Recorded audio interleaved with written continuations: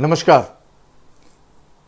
Easy पे digital Bharat जो कि एक बहुत ही तेजी से बढ़ती हुई फिनटेक कंपनी है और ये किसी की पहचान की मोहताज आज के समय में नहीं है, जो कि इजी पे अपने हमेशा रिटेलर के लिए, रिटेलर के हित के लिए लगातार काम करती है। इस सेक्टर में सबसे ज़्यादा कमीशन, मूव टू बैंक बिल्कुल फ्री, दिन का पहला ट्रांजैक्शन, इसके अलावा अपनी सपोर्ट सिस्टम के नाम से ज़्यादा पहचानी जाती है। इजी पे ने अपने रिटेलर की बढ़ती हुई संख्या और बढ़ती हुई बेरोजगारी को दूर करने के लिए इजी पे डिजिटल भारत ने इजी पे माइक्रो फाइनेंस लॉन्च किया है।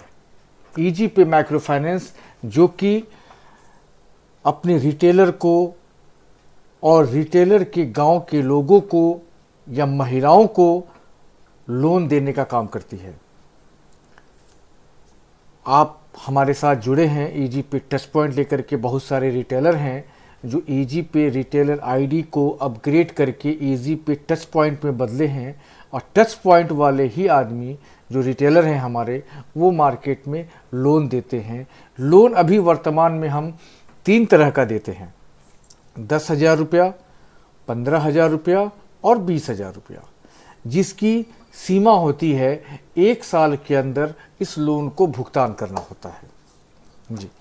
अब इस लोन के बारे में मैं आपको बता दूं, इस लोन को कैसे लिया जाता है, कैसे लोन को का प्रोसेस होता है। इस प्रोसेस को बताने का एक पूरा सिस्टम होता है, लेकिन उससे पहले मैं अपने इजी पे टच पॉइंट लेने वाले उन सभी संचालक को इनका बताना चाहता हूं कि आप जो है सबसे पहले 10,000 का लोन, उसके बाद 15,000 का लोन, उसके बाद 20,000 का लोन, कोई भी आप अप्लाई कर सकते हैं। अप्लाई किया हुआ लोन कस्टमर के सिबिल स्कोर पर आधारित होता है।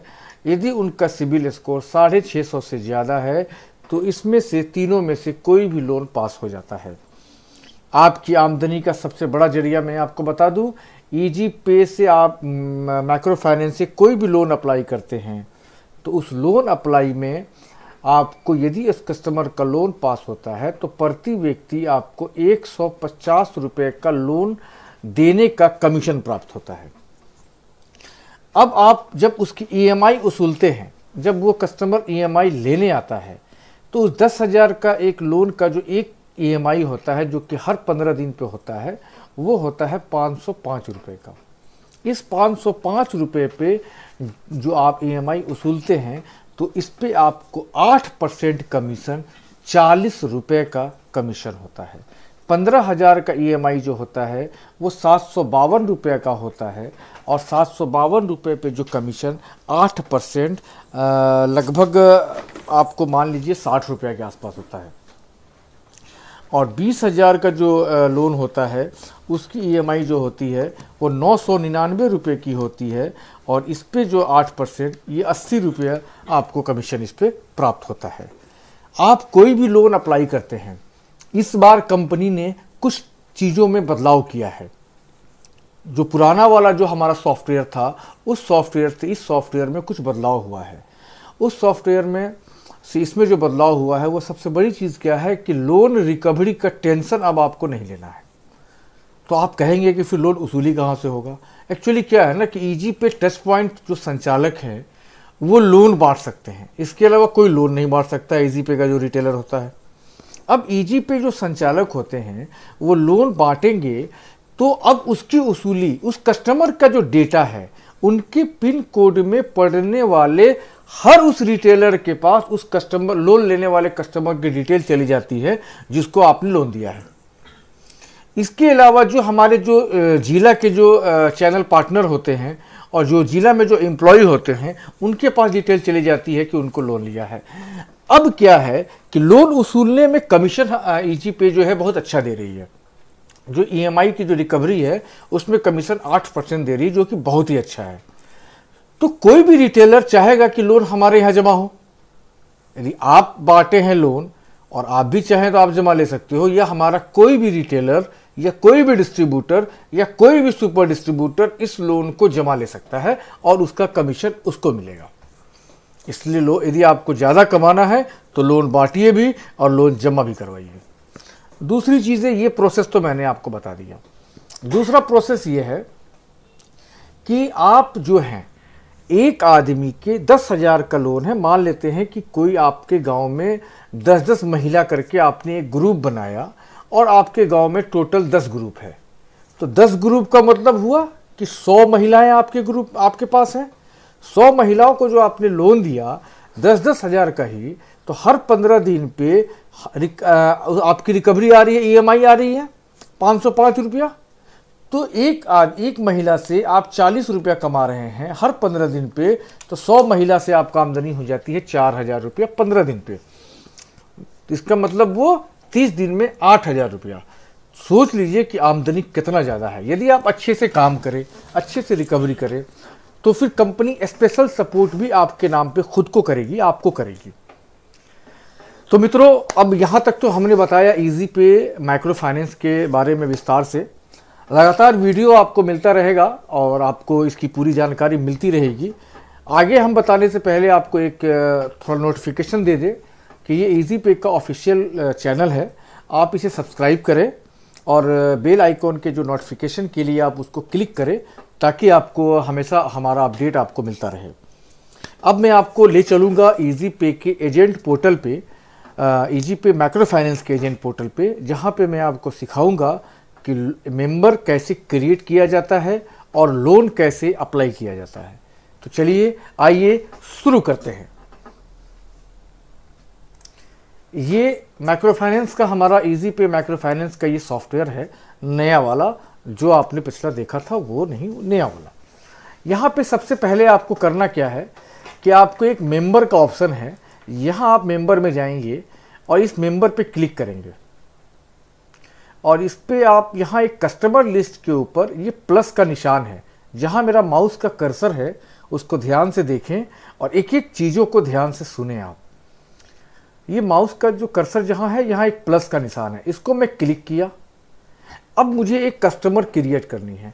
फॉर एग्जांपल मैंने माना कि ये एक कस्टमर है जिसको मुझे क्रिएट करनी है, तो सबसे पहले मैं उसका यहाँ कस्टमर का नाम डालूंगा। मान लेते हैं नाम उसका है Mukesh Kumar.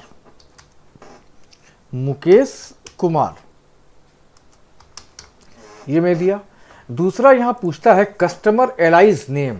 Customer allies name का मतलब ये होता है कि मुकेश कुमार एक कस्टमर है, यदि इसको इसके गांव में किसी और भी नाम से पुकारा जाता है तो आप वो नाम दे सकते हैं। यदि नहीं पुकारा जाता है तो सिर्फ मुकेश ही लिख सकते हैं। तो फॉर एग्जांपल माना कि मुकेश कुमार एक कस्टमर है जिसको गांव में मिट्ठू नाम से भी बुलाया जाता है, तो हम यहाँ उसका नाम दे देते हैं मिट्ठू। अब उसका मोबाइल नंबर हम यहाँ देंगे। तो फॉर एग्जांपल हमने यहाँ दिया मोबाइल नंबर कस्टमर का 26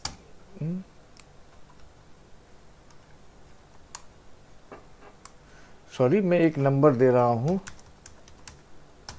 ये नंबर में दिया। यदि उनका कोई अल्टरनेट नंबर है तो वो भी आप दे दीजिए। कस्टमर ईमेल आईडी नंबर दे दीजिए।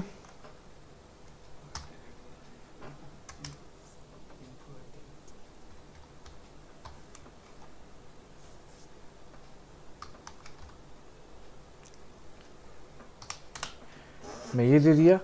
जेंडर उसका क्या है, मेल है या फीमेल है, तो मेल है तो ये दे दिया।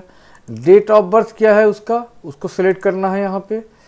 फॉर एग्जाम्पल ये माना ये 1990 का कोई कस्टमर है, 18 साल से ऊपर और 45 साल तक के 18 साल से ऊपर और 50 साल तक के लोगों को आप लोन दे सकते हैं। इस चीज़ का आपको ध्यान रखना है,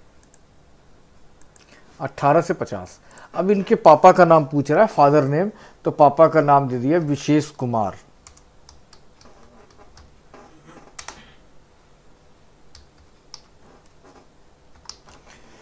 माँ का नाम हो गया गीता देवी।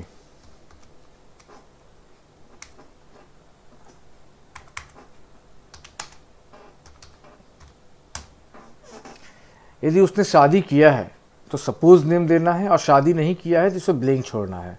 तो यदि वो शादी किया है उसका नाम है आरती कुमारी। ठीक है। अब यहाँ है ब्रांच, तो ये हेड ऑफिस हमेशा सेलेक्ट करना है आपको। अब यदि उसका पिन कोड क्या है तो मैं दे दिया 854311, चलिए मैं दिया। ये बिहार के शायद अररिया का है, चलिए ठीक है मैं अररिया ही मान लेता हूँ, कोई भी जगह हो।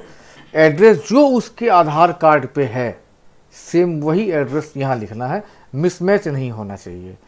मैं यहाँ लिख देता हूँ जो आधार सेम एज आधार कार्ड, सेम एज आधार कार्ड, जो उसके आधार कार्ड पे है सेम वही एड्रेस यहाँ लिखना है। सिटी में जिला का नाम लिखना है। एरिया में जो है आपको लिखना है कि अगल बगल कौन सा ऐसा एरिया है जो घर के अगल बगल कोई मंदिर है, मस्जिद है, क्या है, तो मैं लिख देता हूँ नियर मंदिर, ठीक है। डिस्ट्रिक्ट उसका क्या है वो यहाँ नाम दे देना है। स्टेट क्या है तो बिहार मान लेता हूँ। अब एजेंट कौन है, आप अपना नाम यहाँ सेलेक्ट करेंगे कि आपको वहाँ पे क्या नाम है आपका, ठीक है। मान लेते हैं इसको कार्ड कौन आदमी बना रहा है, तो ये राकेश कुमार साहब बना रहे हैं। किस पर्पस के लिए उनको लोन चाहिए, खेतीबाड़ी के लिए, agriculturing, television, air conditioner, smartphone, home, car, personal loan. तो चलिए उसको जिस चीज़ की ज़रूरत है पर्सनल लोन करते हैं। अब इसको मैं यहाँ सेव करता हूँ, ये हो गया सेव। अब ये इसका कस्टमर आईडी हो गया, ठीक। अब इसको यहाँ सेव हो गया। अब आपको यहाँ क्या करना है कि इनको डॉक्यूमेंट अपलोड करना है। यहाँ पे उनका फ़ोटो अपलोड करना है ब्राउज़ करके। यहाँ पे उनका पैन कार्ड या वोटर आई कार्ड अपलोड करना है। यहाँ उसके यदि यहाँ आधार कार्ड करना है। यहाँ बैंक पासबुक करना है। ध्यान रहे कि पासबुक का फ्रंट साइड कीजिएगा जिसमें अकाउंट नंबर, IFSC कोड वगैरह साफ साफ दिखाई दे दे। राशन कार्ड मैंडेटरी नहीं है, यदि नहीं है तो कोई बात नहीं। ड्राइविंग लाइसेंस मैंडेटरी नहीं है। DPN ये सब मैंडेटरी नहीं है। इसके बाद यहाँ गारंटर का करना है। यहाँ गारंटर का आपको फ़ोटो देना है, ठीक है। गारंटर का पैन कार्ड देना है और गारंटर का आधार कार्ड देना है, ठीक है। ये चीज़ें आपको यहाँ कर लेनी है।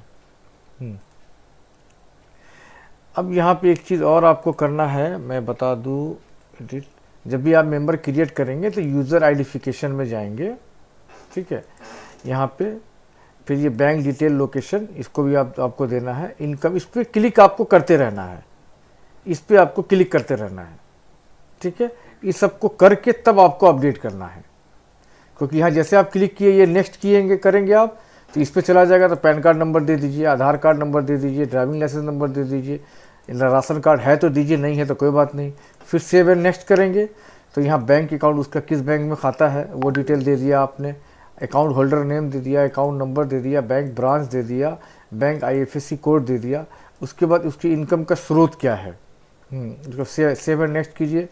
तो जॉब यदि करता है तो जॉब, नहीं करता है तो कुछ नहीं। इनकम टाइप क्या है, gross income, net income, salaried है वो कि सेल्फ एम्प्लॉयड है या अदर है, ठीक है। इसके बाद फिर सेव एंड नेक्स्ट कर दीजिए। रेफरेंस, गारंटर का नाम, गारंटर का एड्रेस, गारंटर का मोबाइल नंबर, ये सब देना है यहाँ पे। गारंटर का पैन कार्ड नंबर, गारंटर का आधार कार्ड नंबर, ठीक है। फिर नॉमिनी ग्रुप एंड नेम, ठीक है। तो यहाँ पे फिर सेव किया। यहाँ पे नॉमिनी के नाम देना है कि यदि भगवान ना चाहे कि कुछ ऐसा उनके परिवार के साथ हो या उनके साथ हो, तो यहाँ पे उनका नॉमिनी जो है उनका नाम वगैरह इनको देना है, उसको फिर यहाँ अपडेट कर देना है। तो ये आपका हो गया मेंबर क्रिएट। अगले वीडियो में मैं आपको बताऊंगा कि लोन कैसे देना है या लोन की कैसा अप्लाई करना है, क्योंकि यदि मैं सभी इसी वीडियो में बता दूंगा तो वीडियो काफ़ी लंबा हो जाएगा, जो कि आपके लिए थोड़ी सी दिक्कत है। धन्यवाद, नमस्कार, सत श्री अकाल।